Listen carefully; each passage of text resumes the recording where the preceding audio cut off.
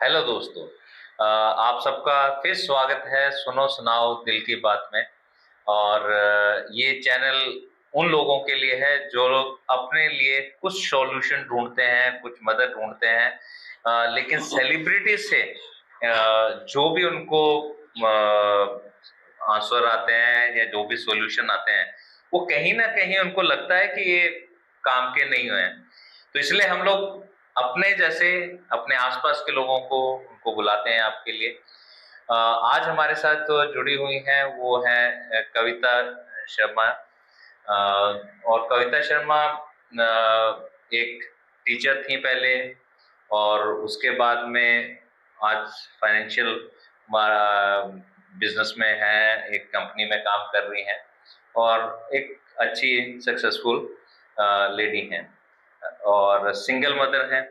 और डाइवोर्स्ड होने का या क्या होने का, इसके क्या रिपरकेशंस उन्होंने फेस किए हैं, क्या वो एडवाइस करती हैं, और कैसे जो आजकल इतना ज़्यादा मैरिजेस को लेके हमारे दिक्कत आ रही है, तो उसमें कब कैसे क्या डिसीजन लेना चाहिए, ये उससे बेहतर, इनसे बेहतर शायद कोई और नहीं जानता।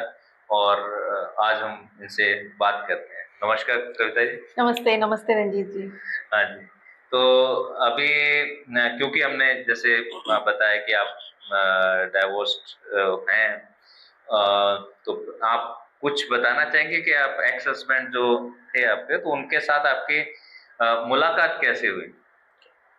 So thank you. सबसे पहले तो मैं आपको ये बोलूँगी कि थैंक यू, आपने मुझे इस प्लेटफ़ॉर्म पे इनवाइट किया है कि मैं अपने एक्सपीरियंस शायद उन लोगों के साथ में शेयर कर सकती हूँ जिनको कहीं न कहीं एक पुश बैक की ज़रूरत होती है अपनी लाइफ़ में आगे बढ़ने के लिए। So that is really appreciable thing जो आप कर रहे हैं। सेकंड, किसी भी चीज़ के आंसर पे जाने से पहले मैं अपने बारे में बता देती हूँ आपको हम्म, कि सर ने बोला कि आई एम डाइवोर्स, सो मैं ये कहूँगी कि मैं अपना स्टेटस चेंज कर रही हूँ। Hmm, I am happily single parent, not divorce. Hmm, क्योंकि ये शब्द ही इतना अपने आप में नेगेटिविटी लिए हुए कि मैं इस शब्द को अपने साथ में नो मोर कैरी। मैं कंसिडरेशन में कैरी करना ही नहीं चाहती। If I am talking but आपने आप एकदम राइट कहा कि इन एजुकेशन इंडस्ट्री से फाइनेंशियल बैकग्राउंड के अंदर शिफ्टिंग होना, और ये शिफ्टिंग भी बिकॉज ऑफ ड्यूरेशन, डिवोर्स की ड्यूरेशन पे हुई। एंड एक्स हस्बैंड की अगर बात करें तो मेरी उनसे मुलाकात एक फ्रेंड सर्किल गेट टुगेदर के अंदर ही हुई थी। अच्छा। He is not a common, हम लोगों के ग्रुप के अंदर भी नहीं थे और कॉमन फ्रेंड भी नहीं थे, लेकिन फ्रेंड सर्किल के अंदर ही वो आते थे। अच्छा। तो उनसे मेरी मुलाकात हुई थी 2005 के अंदर। अच्छा। And after that hmm, definitely वो उम्र होती है, हम्म, 21 की उम्र और प्यार की उम्र। हम्म, तो उस उम्र का आना और किसी का अपनी लाइफ में इस तरीके से कदम रखना, तो कहीं ना कहीं कुछ लाइक्स और डिसलाइक्स मिल जाती हैं हम्म, जो आपको अट्रैक्ट करती है। हम्म।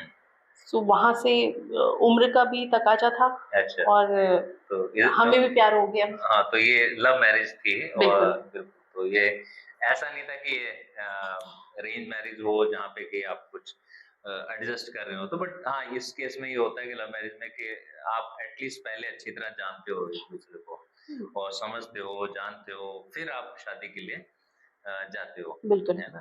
तो ऐसा अगेन ऐसा क्या देखा उसमें, या जो आपको क्या एक्सपेक्टेशंस रही होंगी हम्म, मैरिज के लिए, तो हम्म। जो सामने से फुलफिल हुई होंगी?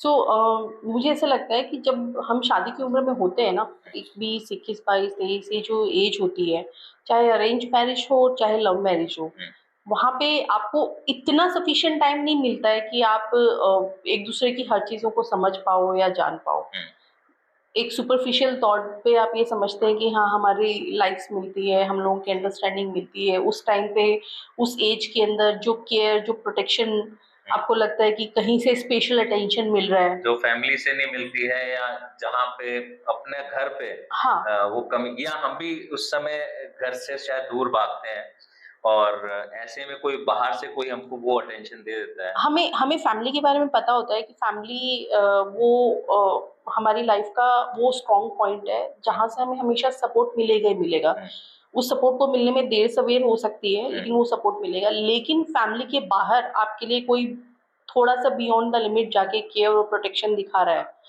आपको पता है कि एक टाइम बाद में आपको लाइफ पार्टनर चूज करना ही है, ठीक है। और हम ये समझते हैं कि अगर लाइफ में वो आए जिसको हम जानते हैं बजाय उसके कि जिसको हम नहीं जानते हैं, है ना, हमें नहीं पता, तो हम शायद कंफर्टेबल फील करते हैं। तो यही वजह थी। और यही था कि क्योंकि मेरे फ्रेंड सर्किल के अंदर थे, मिलना जुलना हुआ, पसंद नापसंद, अंडरस्टैंडिंग, थोड़ा सा एक दूसरे के साथ में करियर को लेकर, बाकी चीज़ों को लेकर बातचीत होना, तो एक कंफर्ट जोन डेवलप हो गया था। और शायद वही कंफर्ट जोन उस टाइम पे एक प्यार होता है, उसी को अपन हाँ, प्यार। अटैचमेंट, अट्रैक्शन, इन्फैक्चुएशन, उस टाइम पे आप कुछ भी नाम दे लीजिए, अगर उस इन्फैक्चुएशन के अंदर, उस लाइकिंग के अंदर क्रेजीनेस आ गई तो वो आपको लंबे टाइम तक लव अफेयर और शादी तक ले जाता है। और वहां पे आपको लगा कि नहीं, हम मुझे पीछे हटना है, या आपको कोई बेटर चॉइस मिल जाती है तो आप मूव ऑन करते हैं। तो कुछ ऐसा स्पेसिफिक था कि आप लव मैरिज की तरफ गई, अरेंज मैरिज की तरफ नहीं गई, और was there anything in your mind कि आप लव मैरिज की तरफ ही गई? मैंने ऐसा कभी नहीं सोचा था कि मुझे लव मैरिज करनी है या अरेंज मैरिज करनी है।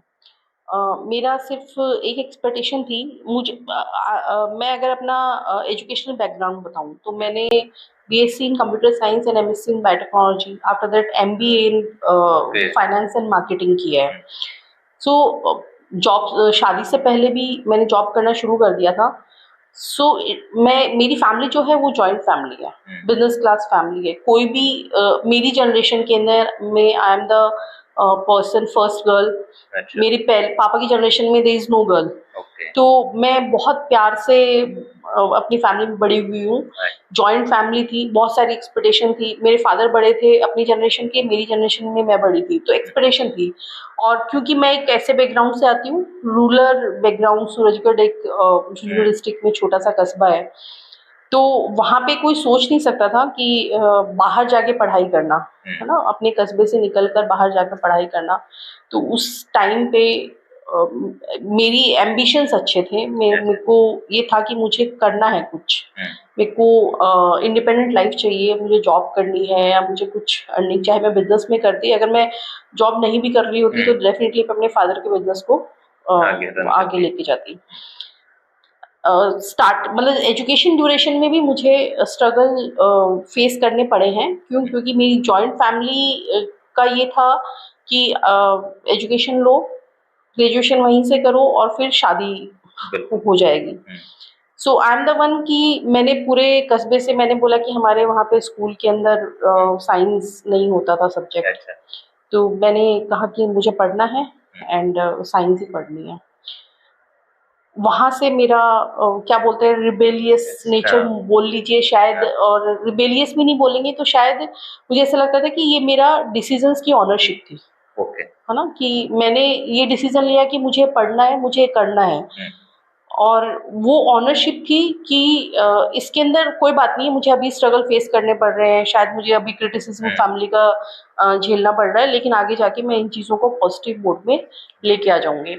तो मैंने अपनी स्कूलिंग भी अजमेर से करी है, क्योंकि साइंस सूरजगढ़ में था नहीं, और उसके बाद में मैंने पोस्ट ग्रेजुएशन भी मैंने as a hosteller, graduation, post graduation, everything as a hostel. Independent रहने का आपको ये कह लो कि उसी समय से एक तजुर्बा या एक आप खुद को तैयार हो रहे थे। और मैं कई बार पापा को कहती भी हूँ कि मेरे फादर कहते हैं कि टाइम से पहले और नसीब से ज्यादा किसी को कुछ नहीं मिलता। तो वो हर चीज के लिए पहले मेरे अगेंस्ट थे, अभी तो सब कुछ सही है, लेकिन अब मैं हमेशा ये कहती हूँ कि शायद मेरे को इस सिचुएशन के लिए उस टाइम मेरी तैयारी चल रही थी, क्योंकि मुझे पता था कि मेरी लाइफ में ये फेज आने वाले हैं, तो इन फेजेस को कैसे टैकल करना है, दैट इज माई प्रिपरेशन जो मेरे साथ में चल रहा था। और शायद यही था कि मैं हर चीज के अगेंस्ट में अपने राइट्स के लिए, अपनी चीजों के लिए मैं आपसे लड़ रही थी और लड़ भी पाई। तो मतलब ये कि लाइफ हमको खुद ही सिखाती है, अगर हम सीखना चाहें और उन जो भी सीख होती हैं वो कहीं ना कहीं काम आती हैं, और जैसा आपके केस में काम आई है। ऐसा क्या चैलेंजेस थे मैरिज के अंदर में हम्म, इनिशियली, क्योंकि ये लव मैरिज थी तो लव मैरिज में तो सब कुछ रोजी रोजी दिखता हम्म, है इनिशियली, बट जैसे आप मैरिज में गई तो इनिशियल आपको क्या डिफिकल्टीज आई? okay. मैं ये चीज़ बहुत बार सबसे सुनती हूँ कि लव मैरिज के चैलेंजेस और अरेंज मैरिज के चैलेंजेस, तो मुझे ऐसा लगता है कि लव मैरिज और अरेंज मैरिज में दोनों जगह पे सेम चैलेंजेस होते हैं। ऐसा नहीं है कि आपने अरेंज मैरिज कर दी तो वो आपके हैप्पीली मैरिड लाइफ का एक टैबू है, ऐसा नहीं है। लेकिन वो स्ट्रगल अरेंज मैरिज के अंदर शायद खुल के एक कपल बोलता नहीं है या बोल नहीं पाता है, क्योंकि यहाँ पे बहुत सारे फेजेस होते हैं, सोशल फेजेस होते हैं जहाँ पे आपकी सोशल प्रेस्टीज भी लगी हुई होती है। एंड अगर इसकी मैं बात करूँ कि स्ट्रगल्स की बात करूँ तो हम लोगों में बहुत सारे डिफरेंसेस थे, है ना। मैंने मेरे जो एक्स लाइफ पार्टनर थे, सो हम लोगों के अंदर एक तो इंटर स्टेट था पूरा। मैं राजस्थान से बिलोंग करती हूँ, वो झारखंड से बिलोंग करते हैं। अगर मैं इकोनॉमिकल उसकी बात करूँ तो उसके अंदर भी there is a family difference economical way के अंदर। और अगर मैं कल्चर वे के तो there is a huge difference of culture. And मैं अ, हम दुनिया के किसी भी सदी में पहुंच जाए लेकिन एक कास्टिज्म का डिफरेंस होता ही होता है, तो there is also a casteism difference. अच्छा। So I belongs to a Brahmin family and he belongs to a वहाँ पे SC ST बोलते हैं, तो उससे उसमें थे। हम बिलोंग करते थे। तो ये सारे चैलेंजेस थे। दूसरा एक चैलेंज जो सबसे बड़ा था कि क्योंकि मैं एजुकेशन थ्रू आउट एजुकेशन रही, इंडिपेंडेंट थी, तो मुझे ऐसा लगता था कि अ, दहेज, डॉरी, इन सब चीज़ों को मैं बिलीव नहीं करती हूँ। और मुझे ऐसा लगता है कि अगर आपका लाइफ पार्टनर, चाहे हस्बैंड हो चाहे वाइफ हो, वो आपके साथ में हर नेगेटिव पॉइंट में या फिर आपके हर डाउन पॉइंट में आपके साथ में खड़े हैं, तो वहाँ पे कोई अदर मेटेरियलिस्टिक चीज़ इम्पोर्टेंस नहीं रखती है। बट झारखंड के अंदर अभी भी आप हम सुनते हैं, न्यूज़पेपर्स में देखते हैं कि वहाँ पे एक रिवाज है कि अगर there is a rate list, है ना, अच्छा। रेट लिस्ट है कि आईएएस है या गवर्नमेंट ऑफिस में है तो इतना अमाउंट, एंड डॉक्टर है, इंजीनियर है तो ये अमाउंट, तो वो एक रेट लिस्ट है। तो शायद उनकी फैमिली भी है ना इस रेट लिस्ट के ऊपर रेडी थी। अच्छा, वो वो कहीं एक्सपेक्टेशंस एक्सपेक्टेशंस उनकी थी। थी पहले से कि और उनको ये भी था कि मैं एक ऐसी फैमिली से बिलोंग करती हूँ, वो जॉइंट फैमिली है, अच्छा बिजनेस है, सब कुछ है। एंड अपने फादर की इकलौती लड़की है, तो वो थोड़ी एक्सपेक्टेशंस वहाँ पे बिल्ड हुई थी, जो शायद मेरी वजह से है ना वो एक्सपेक्टेशंस नहीं रही, वो फुलफिल नहीं हो पाई। ये हो सकता है कि ये मेरा गुड लक हो या हो सकता है कि उनका गुड लक हो। मैं बैड लक नहीं बोलूंगी, बैड लक जैसी कोई चीज़ होती नहीं है, मुझे ऐसा लगता है। तो ये स्ट्रगल्स थे क्योंकि स्टेटस वाइज हर चीज़ के अंदर डिफरेंशिएट था। अ, हम लोग एक दूसरे को कितना भी समझ लें, दो लोग एक दूसरे को कितना भी समझ लें, लेकिन अल्टीमेटली जब एक शादी होती है तो फैमिली का इंटरफेरेंस और फैमिली के एक्सपेक्टेशंस वहाँ पे आप दोनों के स्ट्रगल्स के अंदर या तो उस स्ट्रगल को बढ़ाती हैं या फिर उसको कम करती हैं। तो नॉर्मली ये देखा जाता है कि वो लोग हमेशा ये चाहते हैं कि इस स्ट्रगल को कम किया जाए, या कई बार वो उसमें अपनी तरफ से एडवाइस देते हैं दोनों को, तो वो आज की जनरेशन के हिसाब से कई बार वो नहीं काम करती और वो भी एक चैलेंज बन जाता है दोनों के लिए। अरेंज मैरिज में हमेशा क्या होता है, क्योंकि अरेंज मैरिज में दो फैमिली फर्स्ट, आपके पहले से हस्बैंड वाइफ, लड़का और लड़की के पहले इन्वॉल्वमेंट से पहले फैमिलीज इन्वॉल्व रहती हैं। तो जब भी ऐसी कोई बात होती है ना, तो वो एक प्रेशर से, म्यूचुअल अंडरस्टैंडिंग से या उनको समझा के इंटरफेयर करने की कोशिश करती हैं, क्योंकि यहाँ पे गेम जो है ना वो सुप्रीमेसी का है कि हम सही हैं, हम हमारे डिसीजन सही हैं। हमने देखा है कि लव मैरिज जब भी करते हैं तो दोनों की फैमिली इस चीज में जुट जाती है, ये डिक्लेयर करने में, ये प्रूव करने में, देखा हमने तो यही कहा था कि तुम अपनी मर्जी से करोगे तो दुखी रहोगे। लेकिन लव मैरिज में, अरेंज मैरिज में क्या होता है कि दोनों को फैमिली जुट जाती है, नहीं हमारा डिसीजन सही है, न्यूट्रलाइज कर देते हैं जो भी राइट। लड़ाई होती है, जो भी इस तरह से सिचुएशंस आती हैं। बिल्कुल बहुत बढ़िया बात की है कि ये उनका परसेप्शन जो है वो अपने परसेप्शन को ऊपर रखने के लिए, सही बताने के लिए, और डेफिनेटली बाकी जैसे आपने बताया कि आप बड़ी थी और जॉइंट फैमिली के अंदर बाकी भी और लड़कियां होंगी, लड़के होंगे, और वो नहीं चाहते होंगे कि बाकी लोग भी इस चीज को फॉलो करें। तो उनके लिए तो एक ये टास्क हो गया कि आप कविता को किस तरह से मुझे मुझे गलत साबित करना ही था गलत उसको, साबित कर दे। गलत साबित करना था। और ऐसा नहीं है कि मैंने जो लव मैरिज करी है तो मैंने अपनी फैमिली को इन्फॉर्म नहीं किया। मैंने अपनी फैमिली को लड़के से मिलवाया भी है, पहले मैंने कोशिश करी है इसको अरेंज करवाने की, बट वो हुई नहीं। और ये एकदम पॉइंट सही है कि रीज़न यही था कि सबसे बड़ा अगर कर लेगा तो फिर फैमिली में हम किसी को कंट्रोल नहीं कर पाएंगे। लेकिन मेरा भी एक ही तर्क था इसके ऊपर कि ठीक है, मैं अरेंज मैरिज कर लेती हूँ, लेकिन मुझे आप क्या एग्री करवा पाओगे कि बाकी के लोग अपनी मर्जी से आगे की, मतलब मेरे से छोटे जो हैं, हाँ, बाकी के जो 13 हैं, हाँ, मतलब मेरी जनरेशन में 14 लोग हैं, तो अच्छा, बाकी के जो 13 हैं, क्या वो अरेंज मैरिज करेंगे? इसका अगर मुझे आप लिखित दे देते हाँ हो गारंटी पहले, दें गारंटी दे। तो कोई बात नहीं है, मैं इस सेक्रीफाइस के लिए भी तैयार हूँ। तो उन्होंने, उनका एक ही आंसर था कि ये तो कैसे पॉसिबल हो सकता है ना? So this is the thing. तो मुझे लगता है कि जो जो चीज़ हमारे हाथ में नहीं है, लाइफ में बहुत सारी चीज़ें हमारे हाथ में नहीं होती, हमारी लाइफ में कुछ भी हमारे हाथ में नहीं होता, लेकिन जो चीज़ आप अपने हाथ में ले सकते हैं उसको तो लेने की कोशिश करें। तो ये भी देखें तो कितनी आर्गुमेंट भी आपने रखी हैं और कितने तर्क भी अपने दिए हैं। और अगेन आपने जो लव मैरिज भी थी उसको भी आपने चाहा कि ये अरेंज की तरह से हो जाए, माँ बाप की सहमति से भी हो जाए। और फिर वो भी आपकी बात को मान लें, ठीक है, लेकिन वो चीज़ ऐसी हुई नहीं। चलिए ये तो हो गया उनके तरफ से आपके मैरिज को लेकर के। पर यहाँ पर आपको एक्स हस्बैंड का ऐसा कौन सा रवैया था, ऐसा कौन सा चीज था जो आपको जिसने प्रोवोक किया डाइवोर्स के लिए? हर रिश्ते के अंदर मुझे ऐसा लगता है कि रिश्ता कोई भी हो, चाहे हस्बैंड वाइफ का हो, मदर फादर का हो, फादर डॉटर का हो, किसी भी तरीके के, दो दोस्तों का रिश्ता ही क्यों, भले ही क्यों ना हो, आपको हर रिश्ते की बाउंड्री और लिमिटेशंस पता होती हैं कि इस लिमिटेशन और इस बाउंड्री से बाहर इस रिश्ते के ना हक जा सकते हैं और ना जिम्मेदारियां जा सकती हैं। ऐसे ही आपको अपनी पर्सनैलिटी और अपनी बाउंड्रीज पता होती है कि मैं इतना कॉम्प्रोमाइज़ कर सकती हूँ, मैं इससे ज़्यादा कॉम्प्रोमाइज़ नहीं कर सकती।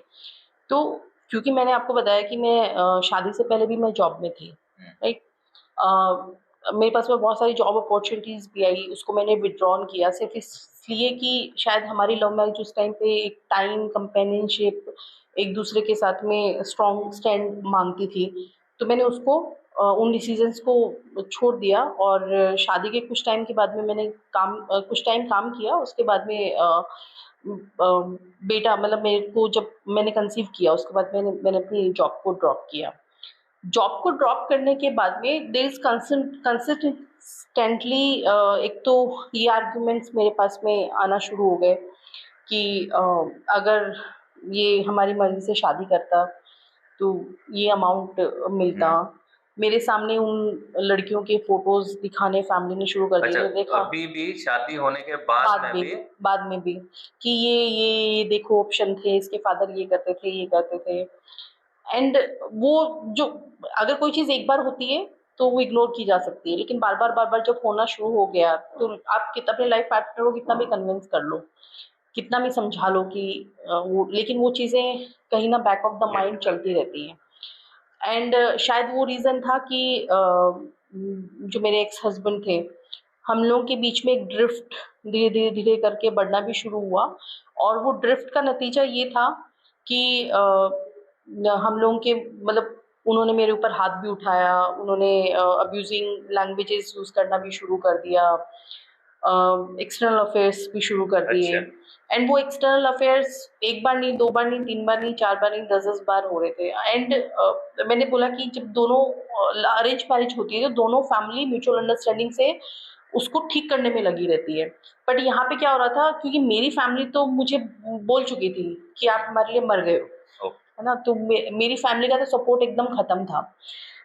मैं जब उस शादी में एंटर मैंने जब किया, उस फैमिली में मैंने जब एंटर किया, तो मुझे एक्सपेक्टेशन अब अपनी फैमिली से बिल्कुल भी नहीं थी कि कभी वो मेरे को आके ये भी बोलेंगे कि तुम घर पे आओ, या ये एक्सपेक्टेशंस भी नहीं थी। क्योंकि जब उन्होंने ये बात बोल दी कि अब हमारी फैमिली का तुमसे कोई रिश्ता लेना देना नहीं है, सामने वाले की फैमिली में सिचुएशन ये हुई कि ये सब चीज़ें हुई क्योंकि एक एक्सपेक्टेशन उनकी ख़त्म हुई थी। एक जो उनकी शादी अपने बेटे के शादी की को लेके जो एक्सपेक्टेशंस थी वो उनकी ख़त्म हुई थी। तो वो कहीं न कहीं मेरे एक्स हस्बैंड को भी इम्पैक्ट कर रही थी और कहीं न कहीं उनके दिमाग में भी चल रहा था। तो कंटिन्यूअसली वहाँ से एक प्रेशर मेरे ऊपर बिल्ड होना शुरू हो गया। अच्छा, ये एक्सपेक्टेशन सिर्फ उनकी फैमिली की थी या ये आपके हस्बैंड की भी थी? उनकी भी थी। ओके। उनकी भी थी, वो मेरे को ड्यूरिंग द टाइम उस जर्नी में समझ में आया कि एक्सपेक्टेशन उनकी भी थी कि लाइफ एकदम सही तरीके से चलती है अगर ये हो जाता तो, तुम्हारे फादर मान जाते तो। ये सब चीज़ें जब चल रही थी तो उस टाइम पे मैंने रियलाइज़ किया कि मेरी फैमिली मेरा सपोर्ट ख़त्म कर चुकी है, सामने वाली फैमिली की भी एक एक्सपेक्टेशंस है। वो एक्सपेक्टेशंस क्या है, मैंने जब बार-बार ये बोला उनके फादर मदर को कि इनका ये चल रहा है बाहर, ये रिलेशंस डेवलप हो रहे हैं, ये रिलेशन डेवलप हो रहे हैं। Even after born of child, after birth of child, उसके बाद में भी ये सब चीज़ें कंटिन्यू रहीं। तो उन्होंने बोलना मुझे कंटिन्यूअसली शुरू किया कि अगर लव मैरिज करी है, तो इसकी ज़िम्मेदारी आपकी है। हमारा लड़का तो गुंडा है, तो गुंडे के पीछे आप आए थे, तो ये चीज़ तो आपको सहनी होगी, आपको पहले पता होना चाहिए था। एंड हर मेल ये करता है, ठीक है? एंड मेरे एक्स हस्बैंड के स्टेटमेंट इस तरीके से आने शुरू हो गए कि ठीक है, मैं जो भी कर रहा हूँ, मैं बाहर कर रहा हूँ, मैं घर में तो नहीं ला रहा ना। सो वो मुझे ऐसा लगता है कि वो चीज़ें ऐसी थी कि जो आपके सेल्फ रिस्पेक्ट को कंटिन्यूअसली हिट कर रही थी। और वो इस तरीके से हिट कर रही थी कि मुझे ध्यान है कि लास्ट के कुछ इयर्स 2006 में हम लोगों की शादी हुई थी। 2006 टू 2008 के अंदर मेरे बच्चे का जन्म हुआ था। 2008 के बाद में ये बिहेवियर, ये एक जबरदस्ती का फोर्स, वहाँ से प्रेशर, उस शादी को सिर्फ बनाकर चलने के लिए सिर्फ पर्सन, मतलब जो प्रेशर था वो मेरे ऊपर था। तो मुझे लगने लग गया कि अगर ये शादी चलती है ना, तो इसकी क्रेडिबिलिटी होगी मेरे एक्स हस्बैंड के ऊपर क्योंकि उन्होंने निभाया, और अगर ये नहीं चलती है तो इसका ब्लेम होगा मेरे ऊपर। फैमिली में कुछ भी गलत होगा तो इसका ब्लेम है कविता, और फैमिली में अगर सब अच्छा हो रहा है, कुछ भी अच्छा हो रहा है, तो उसकी क्रेडिबिलिटी है उनको। तो ये मेरे साथ में बिल्ड होना शुरू हो गया था। एंड कंटिन्यूअसली मुझे इस तरीके से नॉक किया जा रहा था कि जैसे कि मैं हर चीज़ भूल जाती हूँ। मुझे सब्जी खरीदनी नहीं आती है, मुझे खाना बनाना नहीं आता है। छोटी-छोटी बातों को लेकर के वो आपको नोटिस करने लग गए, नोटिस करवाने और वो लगे। Continuously, and it's not about कि वो मतलब कि किसी भी फैमिली गेट टुगेदर के अंदर पिन पॉइंट करना कि अच्छा देखो ये तो हमने दिया है, ये तो हमने करवाया है। सो ये सब चीज़ें ना अ, एक लेवल तक ठीक है, नहीं करती हैं, बट फिर उसके बाद में कुछ टाइम बाद में जब आपको ये रियलाइज़ होना लग जाता है, मैंने कहा कि आपकी एक पर्सनैलिटी की बाउंड्री होती है। तो जब आपको ये रियलाइज़ होने लग जाता है कि यहाँ पे आप खत्म हो रहे हो। मैं ये मानती हूँ कि हम हमारी बॉडी की और हमारी पर्सनैलिटी की एक भूख होती है, एक हंगर होती है। हमें खाना चाहिए होता है ज़िंदा रहने के लिए, ऑक्सीजन चाहिए होती है सांस लेने के लिए। हमारे माइंड को भी एक फ्यूल चाहिए होता है। ठीक है, मैंने पढ़ाई करी, मैं इंडिपेंडेंट होना चाहती थी, तो मेरे माइंड को भी एक फ्यूल चाहिए था कि मुझे काम करना है। और दूसरा, आपके इमोशंस को भी एक फ्यूल चाहिए होता है, आपके सेल्फ रिस्पेक्ट को भी एक फ्यूल चाहिए होता है। अगर वो फ्यूल मिलना बंद हो जाता है ना, वो एप्रिसिएशन मिलना बंद हो जाता है, वो फ्यूल मिलना बंद हो जाता है, तो वहाँ से आप धीरे-धीरे आप अपनी सेल्फ रिस्पेक्ट खत्म करने लग जाते हो। आप अपना मेमोरी लूज़ करने लग जाते हो। आप अपने इंडिपेंडेंसी, मतलब आपको लगता है कि आप हर सिचुएशन को टैकल कर सकते हो, उसको लूज़ करने लग जाते हो। तो मतलब इनसिक्योरिटी आपकी डेवलप होनी शुरू हो हर जाती है। हर तरीके से, और वो ही चीज़ मेरे साथ में होना शुरू हो गई थी। तो ये पॉइंट थे, कहीं न कहीं मुझे लगा कि नहीं, अब पॉसिबल नहीं है। एंड मेरा शायद मुझे ऐसा लगता है ब्रेकडाउन तब हुआ जब ये बिकॉज़ ऑफ सिर्फ़ इस चीज़ का सहारा लेकर कि ये लव मैरिज है और आपको निभाना पड़ेगा, और ये अगर कहीं और होती तो ये सिचुएशन होती, झारखंड में होती तो ये सिचुएशन होती। उस एक पॉइंट का सहारा लेकर और मल्टीपल अफेयर्स, एक्सटर्नल अफेयर्स जब बिल्ड होने शुरू हो गए और सारी रिस्पॉन्सिबिलिटी मेरे ऊपर लाद दी गई। और ये शायद हमारा सोशल सिस्टम भी ऐसा ही है, जो शादी की जिम्मेदारी सिर्फ औरत को ही देता है, तो वो जिम्मेदारी मेरे पे देना शुरू हो गया। तो मुझे ऐसा लगा कि अगर मैं इस रिश्ते में अगर रही तो ये मतलब इस रिश्ते को मैं एक लंबे टाइम तक ले नहीं पाऊंगी। और जिस दिन अगर मैं बहुत लंबा टाइम में इस रिश्ते में रह गई तो मैं शायद उस सिचुएशन से भी बाहर चली जाऊंगी कि मैं इससे निकल पाऊँ ना, वो मेरे हाथ में नहीं रहेगा क्योंकि मैं कुछ भी कंट्रोल नहीं कर पाऊंगी तो अपनी सेल्फ लाइफ को। एस्टीम भी अपनी कम हो रही है, अपने ऊपर कॉन्फिडेंस कम हो रहा है, और अगेन अगर जॉब नहीं कर रहे हो तो आपकी स्किल्स भी धीरे धीरे लूज स्किल्स हो रही भी है। आप फाइनेंशियली इतने डिपेंडेंट होते हो कि आप एक एक रुपए के लिए आप मोहताज होते हो।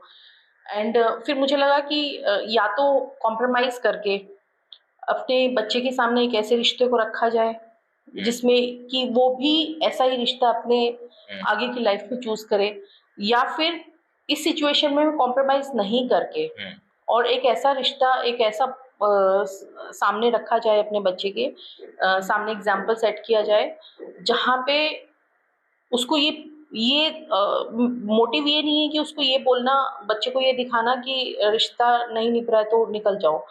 मोटिव ये था कि अगर आपको लग रहा है कि आप पूरे तरीके से खत्म हो रहे हो, दिस इज द पॉइंट, वहां से आप निकल जाओ।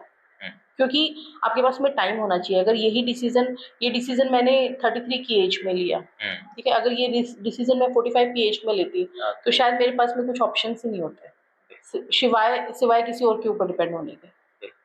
तो अगर हम ये देखें कि आपको लग रहा है कि आपने एक सही टाइम पे इस रिश्ते से निकल गए, जिससे कि आपके पास में टाइम था अपने आप को फिर से रीबिल्ड करने का, और एक जो इंडिपेंडेंट रहने का जो आपका शुरुआत से रहा है, तो उसको आप फिर से कायम कर पाए और फिर से आप इसको कर पाए। अब इसमें अगर हम कह रहे हैं कि ऐसा कौन सा मूवमेंट था जहां जिसने आपको ये कर दिया कि नहीं अब तो बस हो गई, अब नहीं आगे निभ सकते? ओके, सो हम लोगों के लाइफ में एक फेज आया था। ही इज ऑल्सो वर्किंग शादी से पहले भी, और हम दोनों ही वर्किंग थे। जब मेरे बेटे का जन्म हुआ तो उस टाइम हम दोनों जयपुर के अंदर काम कर रहे थे। लेकिन उस टाइम बेटे के जन्म के जस्ट कुछ टाइम पहले उनका ट्रांसफ़र हो गया था अजमेर। 2 साल हम वहाँ रहे और 2 साल के बाद में ट्रांसफ़र हुआ बूंदी के अंदर। बूंदी से वापस हम लोग 2011-12 के अंदर जयपुर हम लोगों का आना हुआ। तब भी मैंने ये सोचा कि चलो जयपुर मिल रहा है वापस से, मेरे को मेरा ग्राउंड मिल रहा है। आदि इज़ ऑलमोस्ट 3.5 ईयर्स, 4 साल का हो गया है। तो मैंने कोशिश किया कि मैं इस चीज़ को वापस से, रिलेशंस को भी सही करेंगी और वापस से मैं अगर कुछ करना शुरू करती हूँ, बच्चे के साथ में कुछ ऐसा स्कूलिंग या कुछ भी जॉइन करती हूँ, तो शायद उसके लिए उसके डेवलपमेंट के ऊपर भी दिक्कत नहीं आएगी। तो जब मैंने जॉब करना शुरू किया, द डे वन, पहला दिन जब मैंने स्कूल में मैंने एंटर किया और मैंने जॉब किया, तो जब मैं घर आई तो मुझे एक ही चीज़ सुनने को मिली कि अगर आप अब जॉब कर रहे हो तो या तो आपको रेंट देना पड़ेगा या आपको घर खर्च चलाना पड़ेगा। There is two options. तो ये मेरे लिए शॉकिंग था इस तरीके की चीज़। तो वहाँ पे मेरे को डिसीज़न डेफिनेटली मैं कहा ठीक है, डन, ये चीज़ करते हैं। एंड सडनली जब उनको लगा कि ये धीरे-धीरे करके सब चीज़ों को मैनेज करते हुए ये ग्रो करना शुरू कर रही है, तो उन्होंने बोला कि मैं ट्रांसफ़र ले रहा हूँ झारखंड। एंड आप रहोगे अपने मतलब होम टाउन, मतलब आप रहोगे मेरे मदर फादर के पास में और मैं रहूँगा रांची। तो मैंने बोला कि हम ऐसा करते हैं, उनको हम यहाँ ले आते हैं क्योंकि हम दोनों की ज़रूरत, चीज़ों को डेवलप करने की ज़रूरत है। और तो उन्होंने इस चीज़ को डिनाई किया एकदम, और उन्होंने बोला कि आपको यहाँ रहना है तो रहो, हम बेटे को ले जाएंगे। तो द होल फैमिली वो जयपुर में आ गई थी उनकी पूरी, और सिर्फ इस चीज में थी कि आज रात को हमें आदि को लेके निकलना है। उनका कोई फोकस नहीं था कि उनको कविता के साथ में डिस्कस करना चाहिए या बैठना चाहिए या फैमिली को, तो they are completely presume mindset से एकदम आए थे कि हमें वो अपने पक्के हो गए थे कि अब हमें पोता चाहिए, होता चाहिए। है ना। और मुझे ऐसा लगता है कि शायद ये पोती होती तो वो इतना मेहनत नहीं करते, हाँ। इतना दिमाग नहीं लगाते, लेकिन उनको सिर्फ पोता चाहिए। उनको लगा कि जो हमारे बेटे से नहीं मिला, एटलीस्ट पोते से वो ख्वाहिश तो पूरी हो जाए। पूरी फैमिली ने आके इस तरीके से बिल्ड किया। और जब ये सब चीज़ें मेरे सामने हो रही थी, तो पता नहीं मुझे कहाँ से मुझे हिम्मत आई या मुझे क्या हुआ, क्योंकि मुझे लगा कि मैं अपने बेटे के बिना मैं नहीं रह सकती हूँ, एंड मैं ऐसे नहीं छोड़ सकती। He is 4 years old only. तो मैं नाइट में ही अपने बेटे को लेके अपने फादर के घर पे मैं निकल गई थी। ऑल्दो मेरी फादर की फैमिली से इतना सपोर्ट नहीं था, लेकिन मुझे इतना था कि इस सिचुएशन में शायद फादर ही हैं जो हाँ, समझ पाएंगे, शायद मैं एक ही जगह है जहाँ पे मैं जा सकती हूँ। तो वो मैंने डिसीजन लिया, एंड पीछे से मेरे हस्बैंड पूरा फैमिली वापस रातों रात यहाँ से निकल गई थी। और कुछ दिनों बाद में मैं वापस जयपुर आई, क्योंकि मुझे वापस से शुरू करना था। मेरे फादर ने कहा कि आप यहीं रहो, यहीं रह के आप ट्यूशन्स और ये सब कर लो। तो मैंने एक ही बात बोली कि ये डिसीजन मेरा है, लव मैरिज का डिसीजन भी मेरा था, और अब मुझे अपनी लाइफ कैसे जीनी है उसको मुझे बिल्ड करना पड़ेगा। तो मैं आपने आपने ये कहा था कि अगर आज तुम लव मैरिज करती हो तो बाकी के जो बच्चे हैं उनके ऊपर क्या एग्जाम्पल सेट होगा। तो मैं चाहती हूँ कि मैं एग्जाम्पल सेट करूँ। अगर मैं आज यहाँ रही तो ना वो अपनी ज़िंदगी में कभी सही मतलब कोई डिसीज़न लेने के लिए खड़े हो पाएँगे, और ना कभी वो उनके अंदर वो करेज हो पाएगा कि वो डिसीज़न ऐसे कुछ डिसीज़न चैलेंजिंग डिसीज़न अपनी लाइफ में लें। तो मुझे ये चीज़ नहीं करनी है। तो इस डिसीज़न की ओनरशिप मेरी है और मेरे को उसको करना है। मैं जयपुर आई, जिस दिन मैं जयपुर आई, मैंने उस घर में वापस एंट्री करी।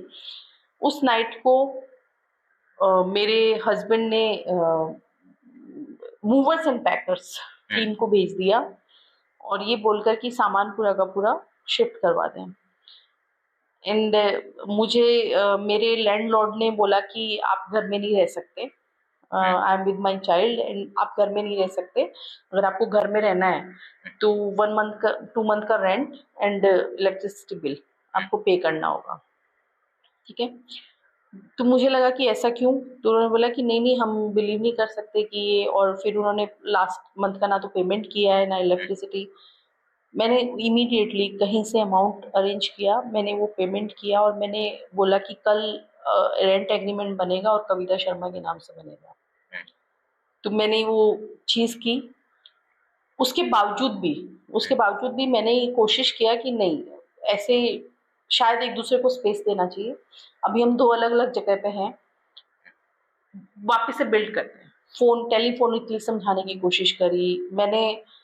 वो पूरा ड्यूरेशन ऑलमोस्ट मैंने 2.5 years मैंने उसके बाद में 2012 से लेकर 2015 तक ऐसे निकाले हैं, जिसके अंदर 2.5 years तक मैं सिर्फ उनका फ़ोन आता था रात को 10 साढ़े 10 बजे, मतलब गारंटेड था कि ये फ़ोन आएगा, और अगर कविता ने फ़ोन नहीं उठाया तो वो फ़ोन पूरी मेरी फैमिली के पास में चले जाते थे। अच्छा। और वो 2 ढाई बजे तक रात में, एंड फ़ोन उठाने का सिर्फ एक ही होता था, अब्यूजिंग लैंग्वेज, गालियाँ, गाली गलौज, और कुछ नहीं।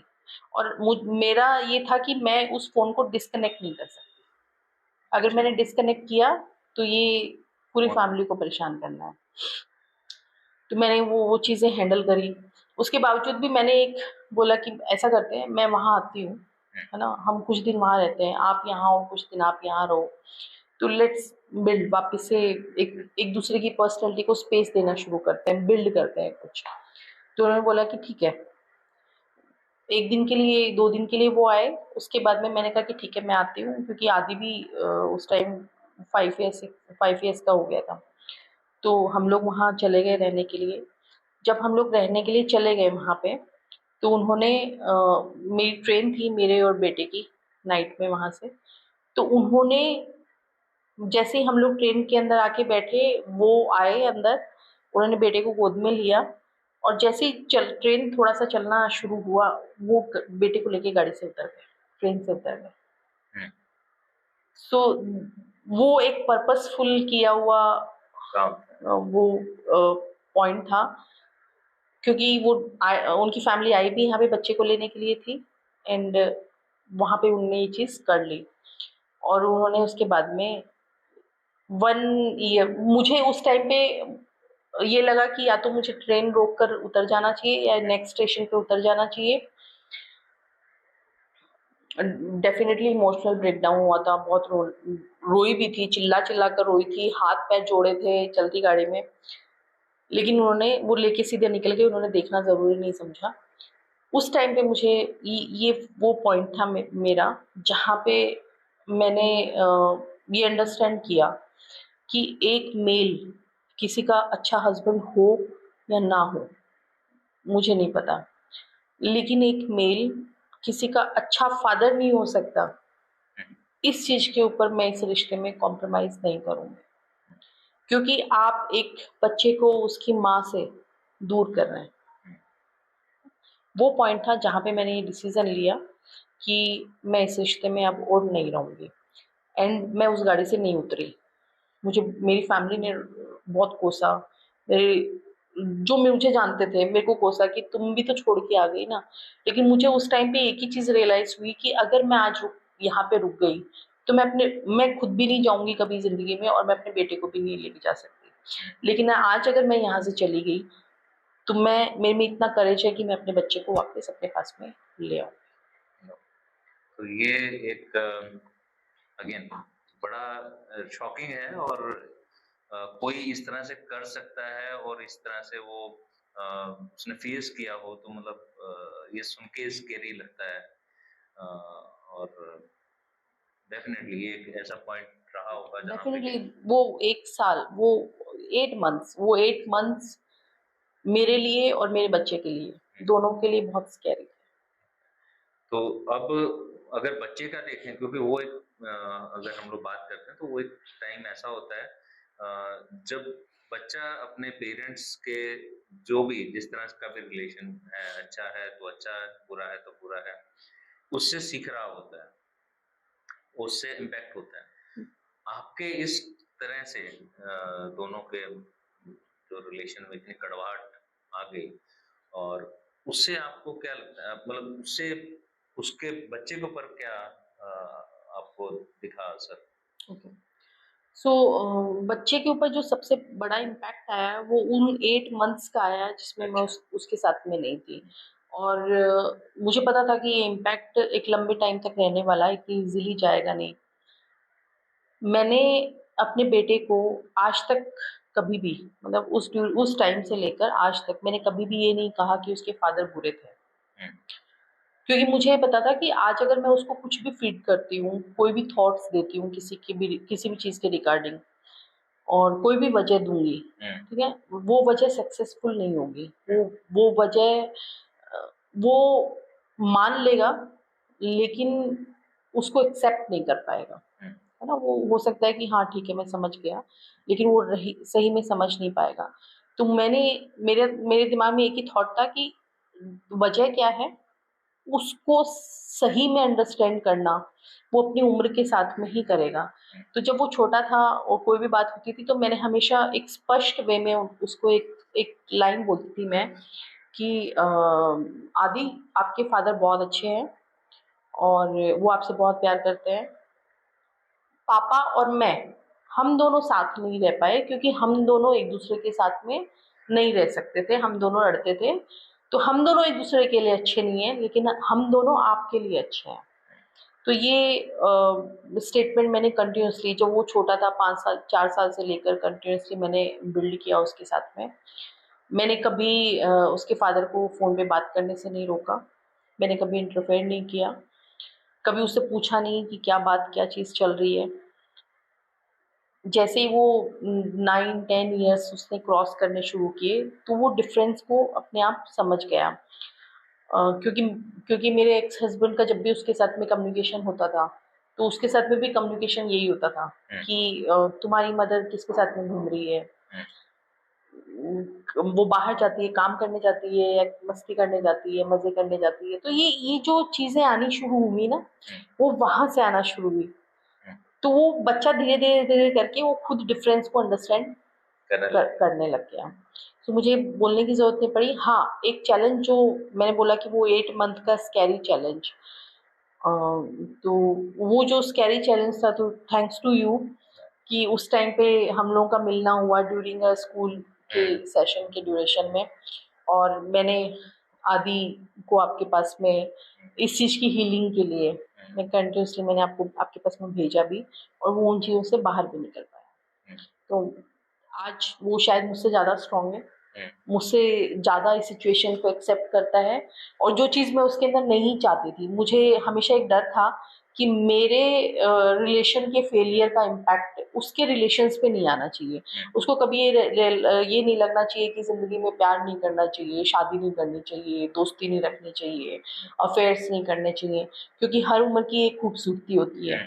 तो इन इमोशंस को अपने पास में रखना चाहिए। तो थैंक्स टू, मुझे नहीं पता कि ये कैसे हुआ, और बहुत सारे लोगों का सपोर्ट था, आपका सपोर्ट था, उसकी अपब्रिंगिंग, उसके माहौल, मैंने उसको इस तरीके से माहौल देने की कोशिश करी कि आज उसको रिलेशनशिप से डर नहीं है। वो कई नए रिलेशन में एंटर करने के लिए ऐसा नहीं है कि मुझे अपनी जिंदगी में शादी नहीं करनी है या प्यार नहीं करना है, सब करना है। नहीं, चलिए बहुत अच्छा है। और बिल्कुल एक चीज अगर उसको कह लो कि फेल हो गया है, उसका ये मतलब नहीं कि सब जगह फेलियर ही होता है। तो ये बहुत अच्छी सीख जो आपने बच्चे में डाली है। और अगर हम देखें कि डाइवोर्स के दौरान, मतलब क्योंकि एक तो अपने डिसीजन ले लिया कि हाँ मुझे अब डाइवोर्स करना है, लेना है, अलग रहना है, तो उसमें चैलेंजेस आएंगे। और जैसा आपने ही अपने करियर को देखा कि हाँ अगर डाइवोर्स लेना है तो फाइनेंशियली इंडिपेंडेंट तो होना पड़ेगा, फादर के ऊपर भी डिपेंडेंट नहीं होना, इसलिए फादर के पास भी नहीं जाना, तो खुद के ऊपर ही होना ही पड़ेगा। तो ऐसे में आप फाइनेंशियली तो इंडिपेंडेंट हो गए, और लेकिन डाइवोर्स का जो फेस होता है, क्योंकि एक ही दिन में जाके तो डाइवोर्स मिल नहीं जाता है, तो वो जो फेस होता है उसको आपने किस तरह से हैंडल किया?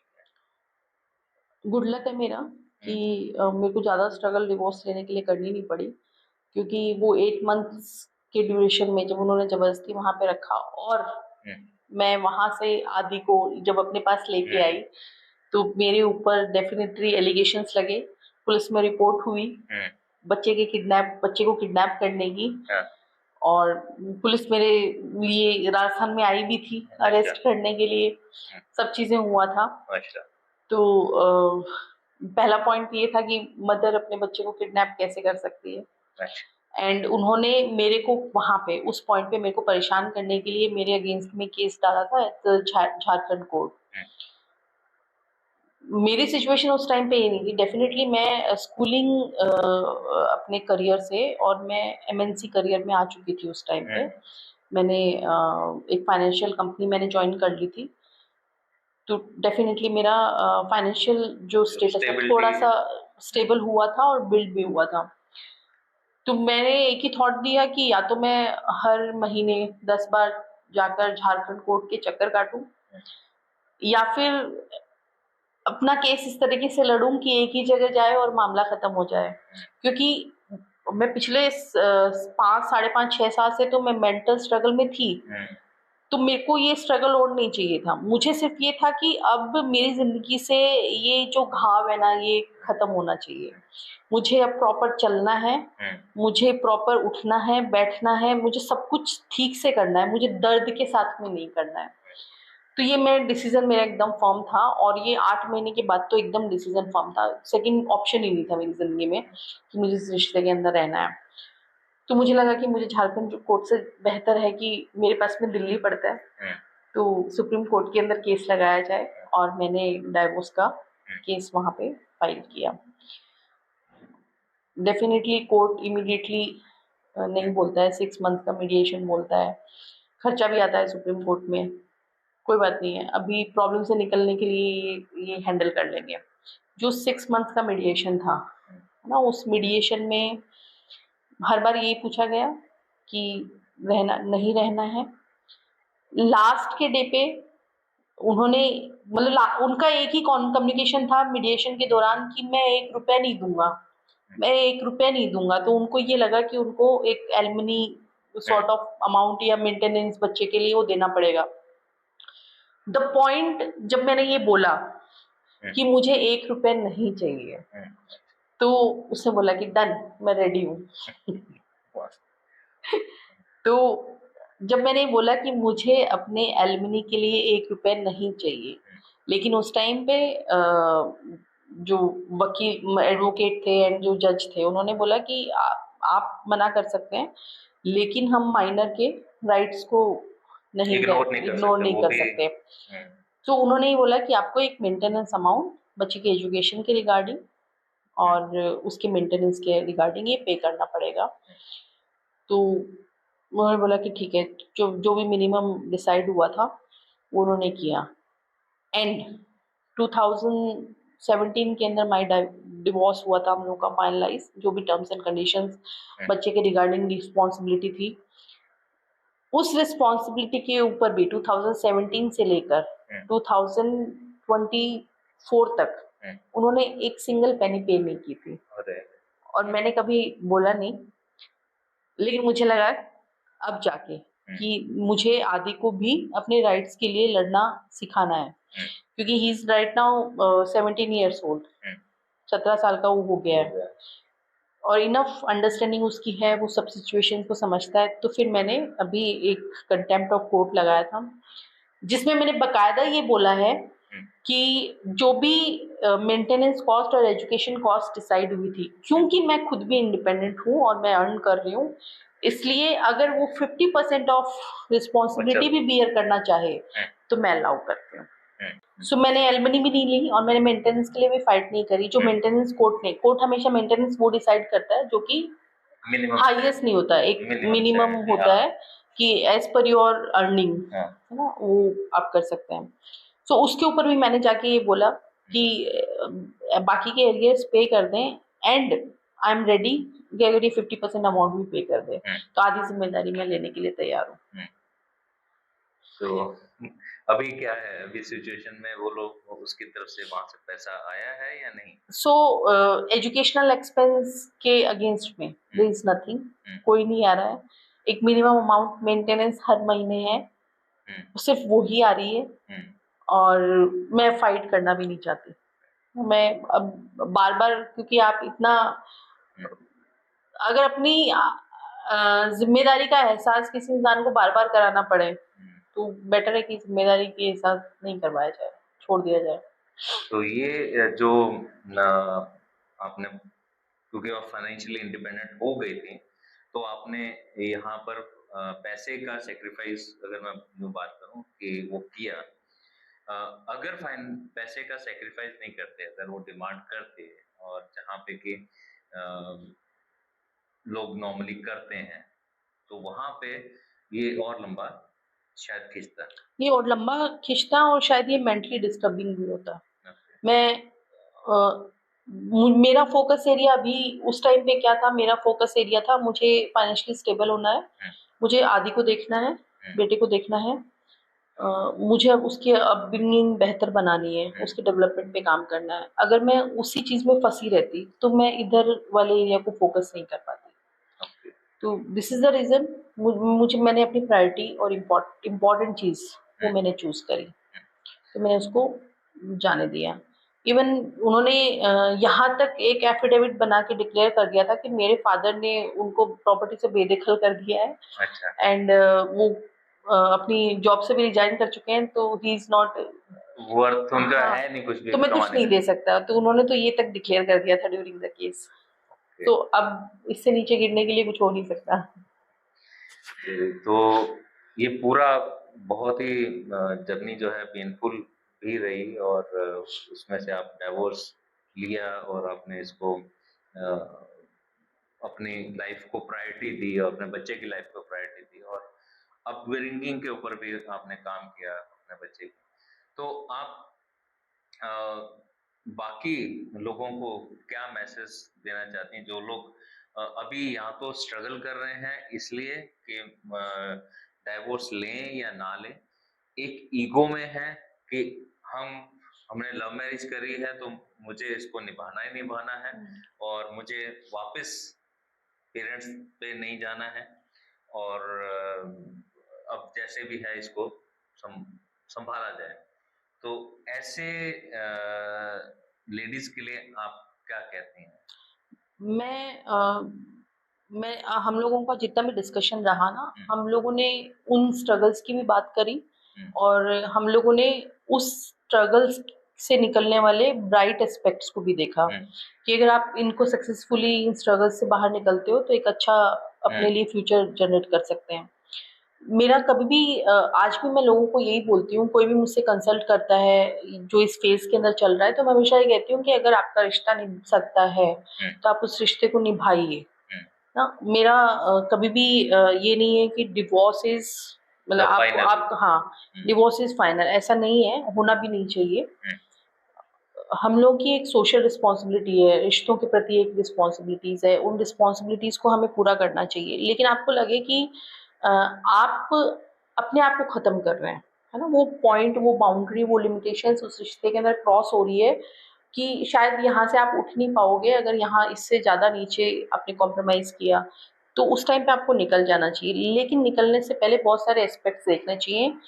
ये जर्नी 2017 से लेकर 2025 की जर्नी जितनी जैसे मैं बोल रही हूँ वैसी इजी नहीं होती है। बिल्कुल बिल्कुल इजी नहीं होती है, क्योंकि एक तो आप एक पर्सनैलिटी हो, एक इंसान या तो फेमिनिन हो सकता है या मेल कैरेक्टर्स हो सकते हैं, लेकिन आप उस फेज में होते हो जहाँ पे दोनों कैरेक्टर्स को आपको दोनों चीजों को निभाना जो है, और दोनों ही बहुत कंट्रास्ट वाली है, एक फेमिनाइन है, मैस्कुलिन है, आपको दोनों को बैलेंस करके चलना है, बैलेंस करके चलना है।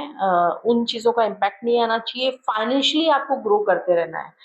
आप जब फादर अकेला पर्सन ग्रो करता है लेकिन फैमिली में फीमेल घर संभाल लेती है तो बहुत सारी चीज़ें निकल जाती हैं, लेकिन फाइनेंशियल स्ट्रगल भी एक पर्सन के ऊपर ज़्यादा होते हैं। तो इन चीज़ों को रखना चाहिए कंसिडरेशन के अंदर।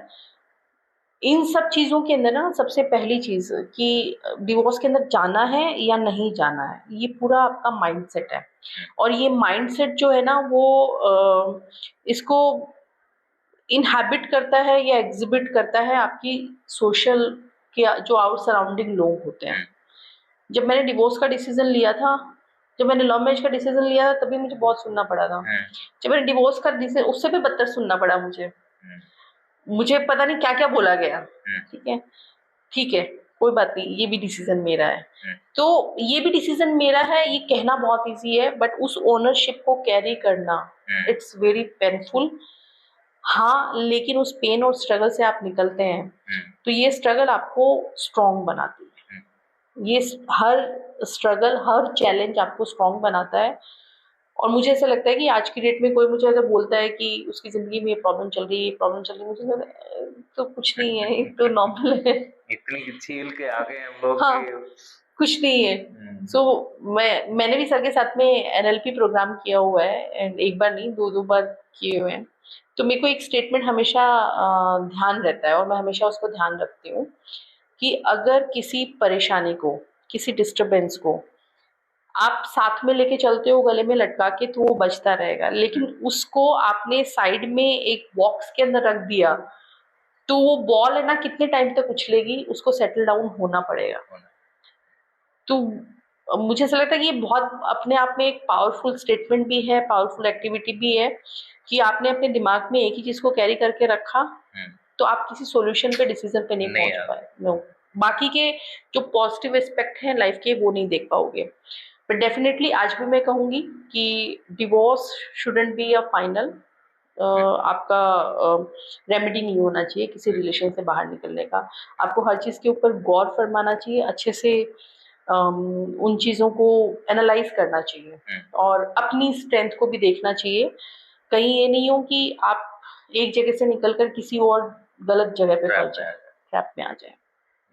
तो ये एक बहुत अच्छी सीख है और जहाँ पे आज की तारीख में जितने रिलेशंस हैं अभी हम लोग देखते हैं तो बड़े क्रुएलिटी के साथ में एंड अप हो रहे हैं, जहाँ पे कि इवन हम देखते हैं कि आइदर वो कोर्ट के अंदर इतने लंबे केसेस हैं और वो फिजिकली जहाँ पे कटे हुए पीसेस आ रहे हैं और मारा जा रहा है, बच्चे को भी नहीं बख्शा जा रहा है।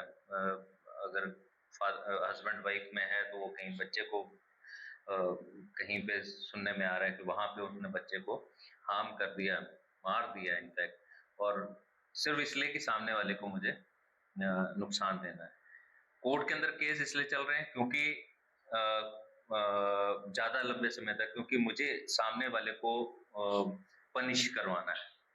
तो ये सोच के साथ में जब हम लोग चीजों को लेके चलते हैं तो अपने लिए भी बहुत पेनफुल होता है और अपनी लाइफ को हम लोग फिर दोबारा से सेटल करना उतना ही मुश्किल और उतना ही डिफिकल्ट अपना हो जाता है। और अगेन लोग हैं वो हर जगह कुछ कहेंगे। जब शादी कर रहे थे तब भी कहा था और जब डाइवोर्स लिया तब भी। तो जब भी एक औरत जो है अपना डिसीजन लेती है और उस डिसीजन पे कायम रहती है या रहना चाहती है, तब हमेशा ही बाहर से लोगों से, सोसाइटी से वो एक तो बैकलैश आता ही है। और सिंगल रहते हुए सोसाइटी को फेस करना और जॉब करना अगेन वो डिफिकल्ट नहीं है, जो आपने बड़ी आसानी से बात कर ली और बहुत आसानी से इस चीज से आप निकल रही हैं और बहुत अच्छा कर रही हैं। और एक बहुत अच्छा मैसेज है बाकी भी लोगों के लिए भी। आपको कुछ भी अगर आपको लगता है कि डाइवोर्स के लिए या आपको रिलेशनशिप में रहने के लिए या नहीं रहने के लिए कोई भी एडवाइस चाहिए तो कविता है हमारे साथ में, और आप कमेंट बॉक्स में देके बता सकते हैं कि जो भी सवाल आपके हों इससे रिलेटेड, तो डेफिनेटली हम लोग कविता से उन चीज़ों के लिए उनकी राय लेते हुए बात करना चाहेंगे। ज़रूर मैं अगर ऐसी कहीं भी ज़रूरत पड़े तो मैं अवेलेबल हूँ और मैं डेफ़िनेटली अपना बेस्ट सपोर्ट प्रोवाइड कर पाऊँगी वहाँ पे। एक चीज़ मैं ज़रूर बोलना चाहूँगी कि हमने वो टाइम भी देखा है जब हमारे फादर मदर की जनरेशन अरेंज मैरेजेस करते थे। उस टाइम पे लव मैरिज करना, है ना? बहुत ऐसी बात होती थी कि पता नहीं क्या घर में सोसाइटी में एक बीमारी आ गई है। उसके बाद देखें तो पहले मेल चाइल्ड को लेकर लाइकिंग थी, फीमेल चाइल्ड, फीमेल फिटिसाइड हमने देखा है। उस सिचुएशन को भी ड्यूरिंग एजुकेशन अवेयरनेस नॉर्मलाइज किया गया कि नहीं, बेटी होना भी अच्छा होता है, राइट? धीरे धीरे डॉरी सिस्टम को भी खत्म किया गया। सो लाइक डिवोर्स कोई बीमारी नहीं है ना? इसको सोसाइटी के लिए नॉर्मलाइज होना पड़ेगा और सबसे पहले सोसाइटी इसको नॉर्मल समझे, उससे पहले अपने आप को इसके लिए तैयार करना पड़ेगा कि एक रिलेशन का फेज है। आप किसी से स्कूल में आपकी किसी से दोस्ती होती है, जब कॉलेज पहुंचते हैं वो दोस्ती खत्म हो जाती है और एक नए दोस्त बन जाते हैं।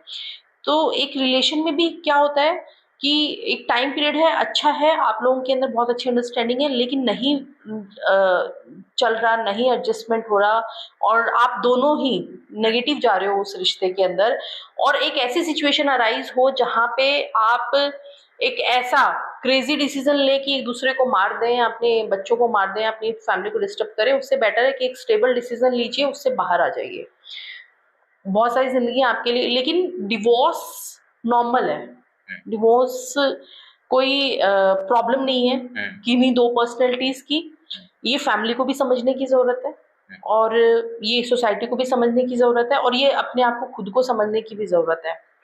ठीक है, हम अफेयर्स होते हैं, हमारे बच्चों की जिंदगी में पता नहीं कितने अफेयर्स होंगे, कितनी बार वो प्यार करेंगे, कितनी बार उनके दिल टूटेंगे। तो दिल टूटना, प्यार होना, वापस रिश्ते में आना, रिश्ते से निकलना, इन चीज़ों को मुझे ऐसा लगता है कि नॉर्मल तरीके से लेना चाहिए, टैबू नहीं बनाना चाहिए और अपने आप को गिल्ट में नहीं रखना चाहिए कि मैंने ये क्यों कर दिया। और ये लोग तब तक नहीं समझेंगे जब तक कि आप नहीं समझोगे। बहुत बढ़िया। और आपने बहुत अच्छी बात की कि एक और कि जैसे हम लोग स्कूल से कॉलेज में जाते हैं तो एक और नया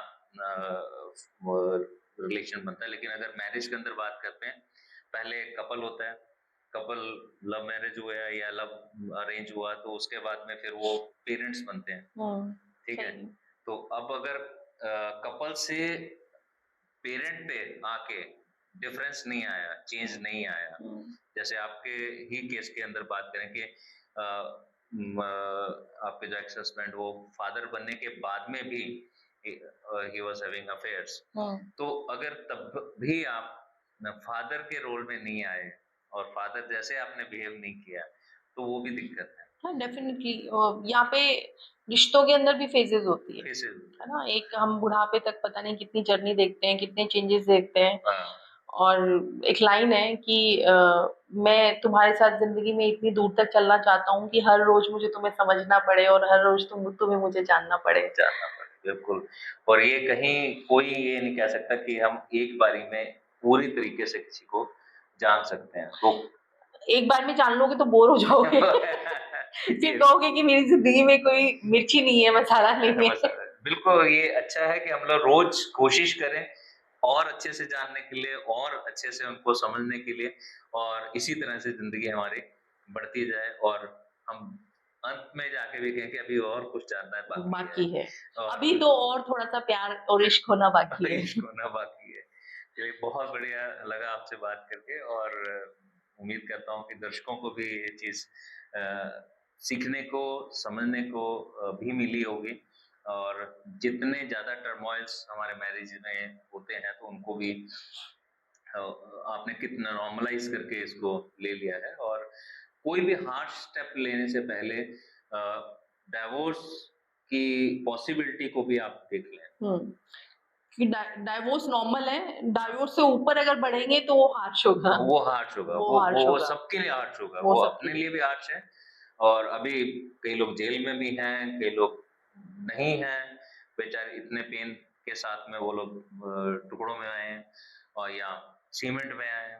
तो ऐसे में कौन सा ऐसा पॉइंट है जहाँ से रिलेशन से निकल के डिवोर्स की तरफ जाए, ना कि किसी हार्ड स्टेप लें। बट हाँ, पहला ये भी है कि क्योंकि जिम्मेदारी है रिलेशनशिप अपना, जो भी मैरिज है, मैरिज सिर्फ और सिर्फ रोजी बात नहीं है, वो उसमें कई उतार चढ़ाव आते हैं, और एक दूसरे को समझना भी होता है हर फेज के ऊपर में, और जिम्मेदारियां हैं, तो मैरिज जिम्मेदारियों के साथ आते हैं। शादी बहुत खूबसूरत रिश्ता है और उसको कोशिश करनी चाहिए कि निभाना चाहिए। हम फेल हो सकते हैं एग्जाम के अंदर, फेल होना नॉर्मल है, बट फेल होने के बाद में कोशिश करना, वहां से कोशिश नहीं करना, वो शायद फेलियर को बढ़ाता है। तो कोशिश करते रहना चाहिए। कोशिश करते रहना चाहिए। बहुत बढ़िया, thank you Kavita. Thank you sir.